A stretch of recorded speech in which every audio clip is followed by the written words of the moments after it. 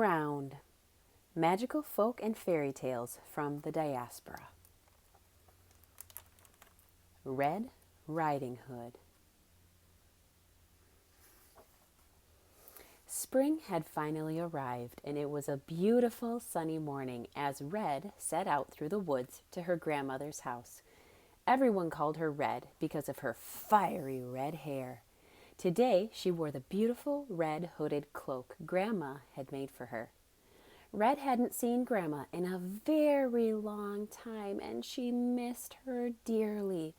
She was so excited to spend the day with her that she skipped and whistled a merry tune as she made her way through the woods. It was Red's first time visiting Grandma by herself. Her grandmother had not been feeling well, and Red's parents felt she was mature and responsible enough to take this short trip alone. Before she left, Mama had told her not to talk to anyone. "Don't talk to strangers," Mama had said, "especially not the big, bad wolf. He is cunning and will gulp you down in 2 quick bites." Red had never seen a wolf, so she had asked, "What does the wolf look like?" "Well, he's fierce and scary and has glowing yellow eyes and big teeth. Oh, and a big furry tail," Mama had answered. "Have you ever met the wolf?" Red had asked. "Well, no, but I've heard stories that he looks fearsome, and because of that, you must stay away."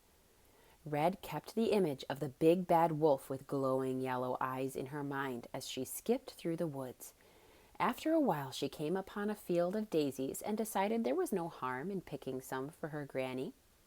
As Red gathered the flowers, she heard a noise behind her. When she turned, she saw a creature sitting on its haunches watching her. "Is this a wolf?" she wondered. It wasn't big or scary, and its eyes weren't glowing or yellow. "Hello, Red," said the wolf. Forgetting what her mother had said about strangers and big bad wolves, Red said, "Hello." She wasn't afraid. The beast wasn't fierce at all. The poor thing was quite thin and scraggly and looked like it hadn't had a good meal in days. "What do you have in your basket? It smells delicious," the creature said. "I have bread and stew for my granny," Red replied, "and mangoes and apples for dessert." "I bet it's quite tasty. It's been a long, cold winter, and there hasn't been much food for weeks." He licked his chops. "Your granny lives in the woods all alone?" he asked. "Yes," Red answered. "I'm surprising her with these treats to help her get well." "And where does your granny live?" "I'm almost there. It's the cottage under the oak tree just beyond the ridge," Red answered. "That's quite close by," said the wolf. "Well, it was nice to meet you, Red. I'll be on my way." And with that, he turned and ran toward the ridge, and when he did, Red saw the swish of his furry tail and knew who it was. "Oh my, it's the wolf, and I've told him where my granny lives and that she's all alone." Red was small, but she was brave, and she could run very fast. So without a second thought, she took off after the wolf, her brightly colored skirt flying behind her. The beast raced ahead with Red hot on his tail, and in no time they were at Grandma's house. Red saw the woodsman's axe in the yard. He had chopped wood for her granny and left it in a tree stump. Fast as lightning, she grabbed it and blocked the door.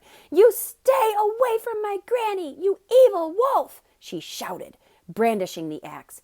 "Evil? I'm not evil," said the wolf. "Why would you think that?"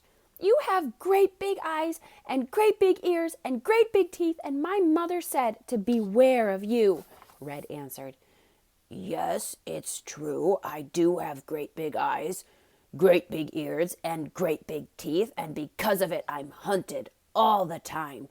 But no one has ever gotten to know me," the wolf said. "Actually, I'm quite lonely." "Then why did you race to my granny's house?" "I don't mean any harm. I only wish for some of your delicious stew and treats.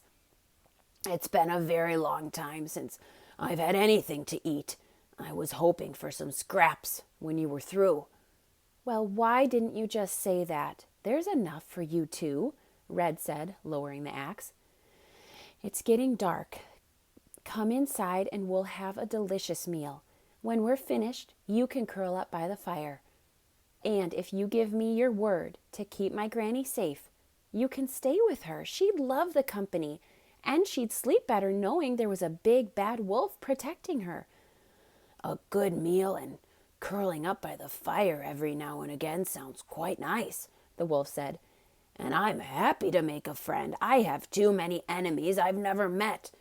"You have a deal, Red," said the wolf, and they shook on it. They went inside and had a lovely meal, and afterward he curled up by the fire. And the wolf was true to his word.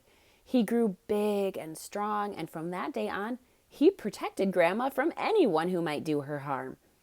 And Red learned a valuable lesson that day, which is to never judge a book by its cover, which means you can't judge someone by how they look. That doesn't tell you what's on the inside. So that is the end.